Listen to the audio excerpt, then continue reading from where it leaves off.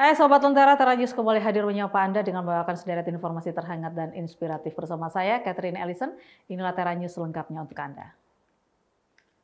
Kita awali Tera News dari Surabaya, Jawa Timur. PLT Gubernur Jawa Timur Emil Eldistianto Dardak menghadiri seminar dan sarasehan Bulan Bung Karno di Balai Pemuda Surabaya. Pada kesempatan tersebut, Emil mengajak semua yang hadir untuk ikut melestarikan pemikiran Bung Karno yang sangat dinamis, utamanya di sektor teknologi dan ekonomi yang mengalami banyak perubahan pada saat ini.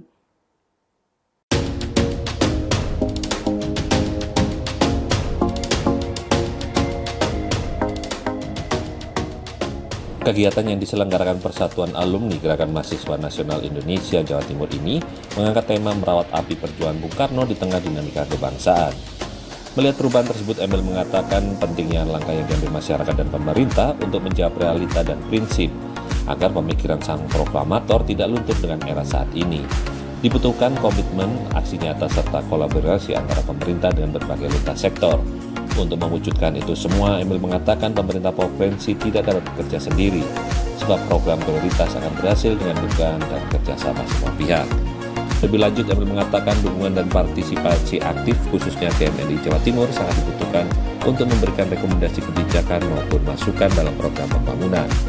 Emil berharap kegiatan yang digagas PAGMNI ini tentang pola pikir Bung Karno menunjukkan semangat nasionalisme dan cinta tanah air, utamanya mewujudkan cita-cita Indonesia yang merdeka, bersatu, berdaulat, adil, dan makmur.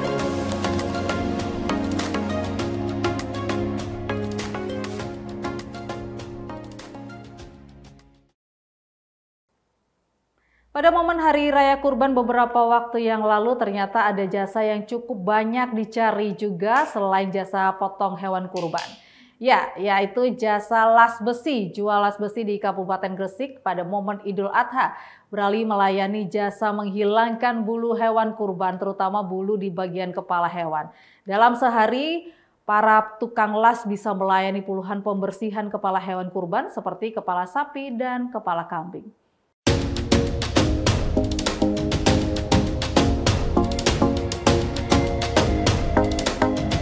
Beginilah aktivitas jasa las besi di Jalan Raya Tambak Beras, Kecamatan Cerme, Kabupaten Gresik.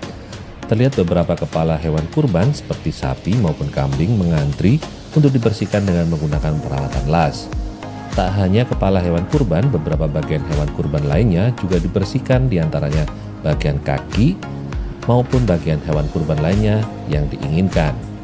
Salah seorang pengguna jasa pembersihan hewan kurban dengan memakai peralatan las ini mengaku memilih menggunakan jasa ini lantaran lebih cepat dan efisien daripada cara konvensional seperti direbus air panas, lalu dicukur, atau dengan cara lainnya.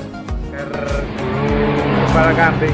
Kepala kambing ya. Ini dapat dari mana ini Mas kepala kambingnya? Dari rumah mertua, dikasih mertua. Suruh bawa daripada dia olah sendiri nggak bisa. Ini tadi ada yang bersihin sekalian. Oh. Memilih dibakar pakai las ini kenapa Mas? Biar cepet. Cepet ya. Iya. Nah, biasanya pakai apa Mas kalau bakar? Apa ini Mas? Biasanya dibakar manual, cuma lama Pak. Lama. Akhirnya lihat ini tadi kok kayak enak cepet, akhirnya pakainya. Tapi memang tiap tahun ya dapat kepala kambing ini. Nggak tentu. Nggak tentu ya. Sementara itu, Sukairi, tukang las yang saat Idul Adha melayani jasa bakar kepala hewan kurban, mengatakan bahwa dalam sehari bisa sampai puluhan kepala hewan kurban yang dibersihkan bulunya dengan menggunakan las.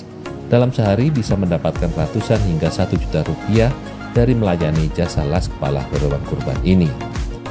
Biasa ya, ngelas aja ya. Bertani, ya ngelas, ya deser. Oh gitu ya. Ini sehari ini sudah dapat berapa kepala kambing ini Pak? Atau banyak Pak? Banyak ya, banyak. Nggak terhitung Pak. Tujuannya kan untuk nolong sesama, biar nggak kesulitan untuk pekerjaannya supaya efisien gitu loh Pak. Untuk biayanya berapa Pak ini Pak? Kalau kepalanya kambing itu 10.000. Kalau kepala sapi tergantung dari bulunya. Kalau bulunya lebat 30.000. Kalau bulunya tipis 25.000. Ini sampai bakar gini sejak kapan ini Pak? Oh sudah lama Pak. Memang kalau waya Idul Adha gini ya, bakar ya? Kasihan masyarakat. Untuk menggunakan jasa ini, pelanggan hanya cukup membayar Rp10.000 untuk kepala kambing dan Rp30.000 untuk kepala sapi, dan juga tergantung dari ukuran dan tingkat kelebatan bulu hewan kurban. Yasin Al-Rafiri melaporkan untuk Lentera TV.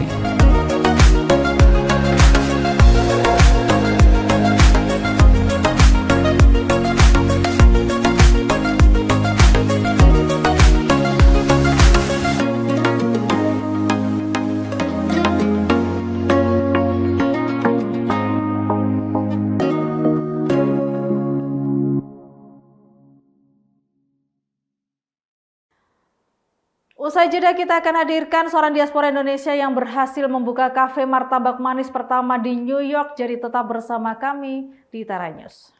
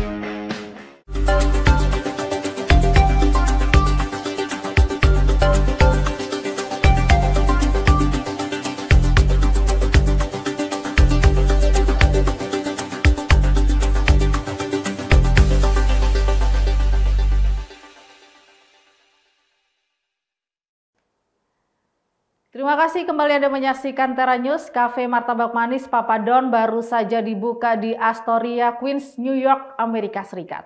Pemilik Cafe Martabak Manis pertama di New York ini ternyata adalah diaspora Indonesia. Menu yang ditawarkan benar-benar menyajikan cita rasa Indonesia dan menariknya warga New York yang baru pertama kali mencoba martabak ternyata juga langsung menyukainya. Almost 90% of the people in the community and locals haven't tried martabak manis. They've been giving us a lot of good feedback. Inilah Doni, diaspora Indonesia dengan latar belakang di bidang keuangan. Dan inilah Patty, diaspora dari Taiwan yang pernah bekerja di industri fashion. Awal bulan ini, pasangan entrepreneur muda yang tinggal di area Queens, New York ini mengembangkan bisnis kafe minuman dengan brand Papa Don. Lalu, apa yang dijual di kafe ini? Minuman bubble tea dan martabak manis. How was the launch? The launch was successful. We had a lot of support from the Indonesian community, also from the locals that we were not expecting. So we're looking forward to being part of the community here in Astoria and looking forward to everyone coming and visiting us over here. Bisnis martabak manis Papa Don dimulai sejak tahun 2019. Warga New York yang kangen martabak bisa memesan langsung lewat online maupun datang ke festival kuliner Indonesia yang diadakan setiap bulan. Pada saat pandemi corona melanda kota New York, Papa Don turut berpartisipasi dengan menyumbangkan martabak manis gratis kepada para petugas medis di rumah sakit. What we did to market it a little bit better for people that do not know about it, we called it Indonesian pancake, short for Indo pancake. We created a small mini martabak. So this way is a one size, one bite. They always talk about it, and it's when he convinced me to try it, that's when I was like, wow, this is really good. And I feel like if I'm reacting that way and I'm not Indonesian, then there's going to be a lot of non-Indonesian customers that would love this dessert. Lokasi Cafe Papa Don berada di area Astoria, berdampingan dengan berbagai bisnis kuliner dari berbagai bangsa. Menjual minuman segar bersama dengan martabak manis yang dulu dikenal sebagai kue terang bulan menjadi strategi yang pas untuk memikat para pecinta kuliner di area ini. What do you think about the opening of the Papa Don store right here in Astoria, New York?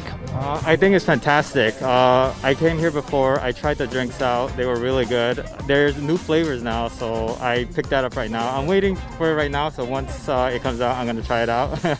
It's all chocolatey and peanuts. Those are like my favorite things, so this is excellent. That's incredible.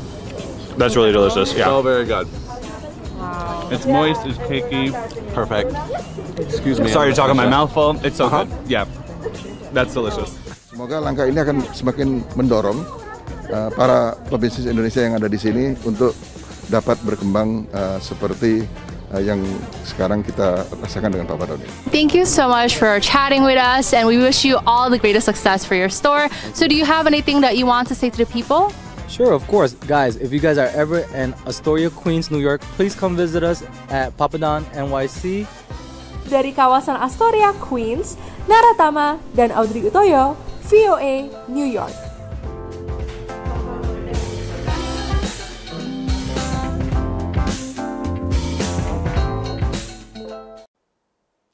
Untuk menjangkau pasar lebih luas serta lebih memperkenalkan kopi dari Indonesia, Daru Hanjoyo, pemilik Novkas Cafe Roaster Jakarta, berkeliling ke berbagai negara mempromosikan berbagai kreasi minuman dengan memakai kopi Indonesia.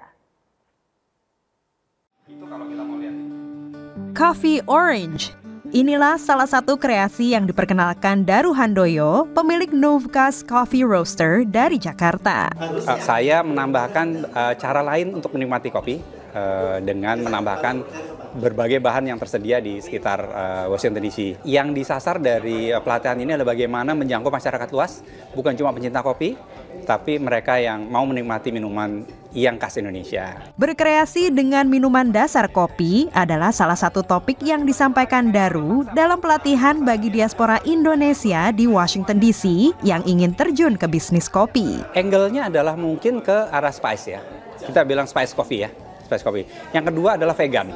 karena sana. Jadi kita bukan lagi bergerak di produk. Jadi kita udah beyond enak nggak enak ya itu tapi lebih ke what's in it for me. Daru sudah berkeliling ke banyak negara memperkenalkan kopi Indonesia yang menurutnya penting untuk melakukan ekspansi. Dengan banyak berkeliling kayak gitu, saya jadi ngerti taste profile dari yang diingini dari setiap negara itu seperti apa. Bekerja sama dengan Atase Pertanian Kedutaan Besar RI, pelatihan diadakan di Nagadi Coffee, tempat pemanggangan kopi spesial milik Felix Tansil, Diaspora Indonesia di Silver Spring, Maryland. Kami mempunyai tujuan untuk memberdayakan diaspora unggulan yang punya jiwa bisnis atau punya jiwa wirausaha yang sangat kuat. Kami memotivasi mereka untuk berkenan mengikuti workshop atau training ini agar ke depan mereka mampu untuk survive. Sehingga santan, jeruk, soda, dan jahe pun dicampur dengan kopi. Daru melihat belum banyak pelaku bisnis yang menjual kopi Indonesia dengan campuran seperti ini. Kopi yang baik adalah kopi yang tidak dicampur apapun, tapi kalau dalam hal ini harus ada jembatan menuju menikmati kopi yang sebenarnya yang nggak pakai apa-apa, hanya murni kopi ya gitu. Jembatannya ini adalah bagaimana kita berkreasi dengan dasar kopi. Vega Mangindaan mengikuti pelatihan ini untuk mendapatkan ilmu mengenai kopi sebelum memulai bisnisnya. Ternyata banyak spices yang begitu dicampur dengan kopi itu kopinya sendiri nggak hilang rasanya gitu. Jadi keduanya itu ngeblend jadi satu. Dan bagus untuk 4 season country seperti sekarang.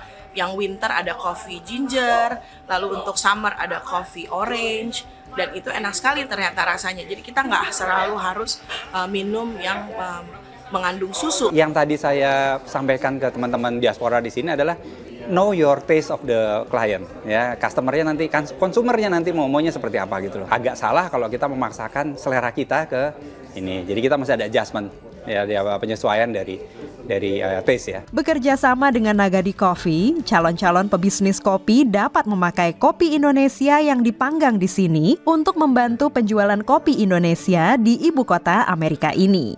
Dari Silver Spring, Maryland, Dania Iman, Nia Iman Santoso, VOA.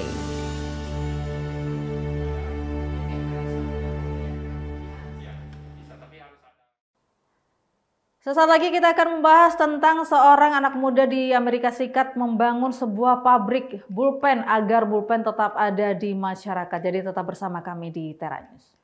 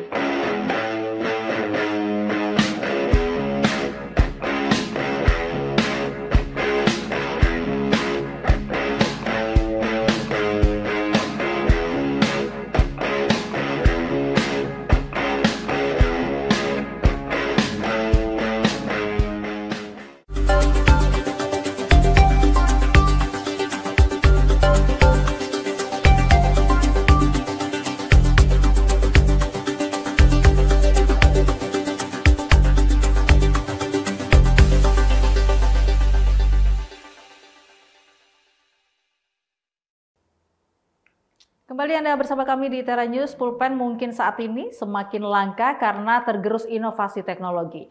Tidak hanya pulpen, tapi juga mesin ketik.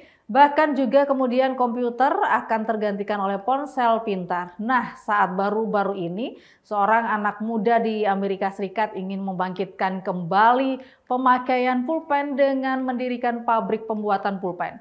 Bagaimana kisahnya? Berikut liputan selengkapnya untuk Anda. Di sebuah gudang di Philadelphia ini, Ian Sean membuat sesuatu yang tidak dilakukan banyak warga Amerika lain, yakni memproduksi pulpen dengan ujung pena yang ia buat sendiri dari titanium. The way we're doing it is really what makes us separate from the other brands and other companies that have done this in the past, which is utilizing equipment in this workshop that's traditionally designed for aerospace or medical manufacturing and repurposing it to create an innovative, unique experience that is just different. Usaha ini bukan hanya berbeda untuk abad ke-21, tapi juga berlawanan dengan intuisi karena ada investasi berisiko bagi peralatan mahal untuk membuat produk bagi pasar khusus. A fountain pen's impractical. It can be messy. It's not as good as a ballpoint pen. It's expensive. So it's really in line with the culture of the pen user that it's irrational and strange. Analis investasi Tony Blair memamerkan koleksinya di Pen and Pencil Club Philadelphia. Klub berusia 130 tahun yang dibentuk para jurnalis yang dulu memakai pulpen untuk tugas jurnalistik. Tony mengatakan alat tulis kuno ini dapat bertahan sebagai pengobat era digital. Anytime you introduce input-output, like you do with a computer, now there's also, there's these other distractions, and if I get a pop-up and lose my thread, or if I type up something, am I going to remember it to the same way that I think writing something by hand helps you remember it?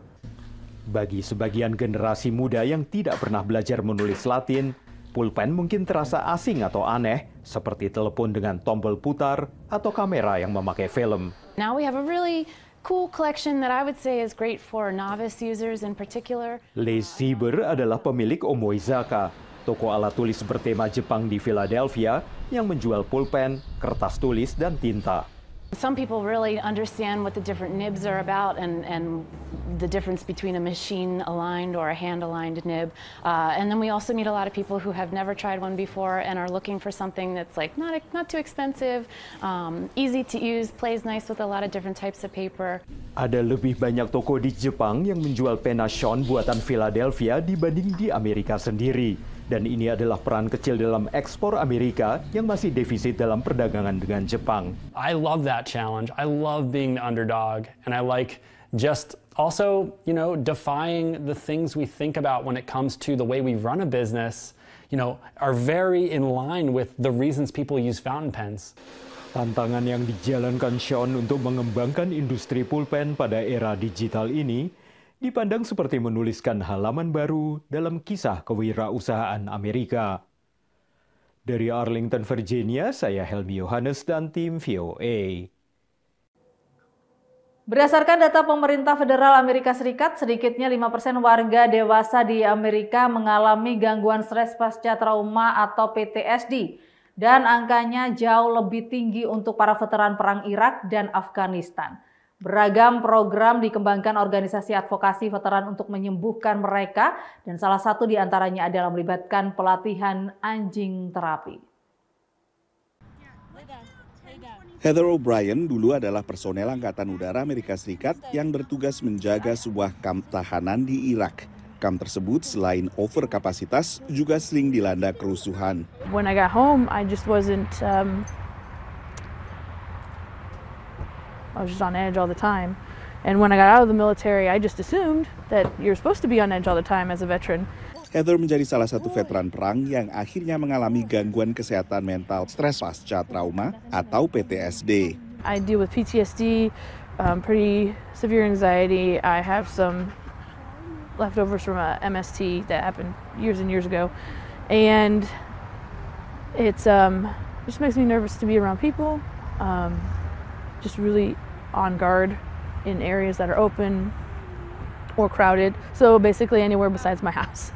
Akhir tahun 2023, Heather mengadopsi anjing bernama Albus atas saran ibunya.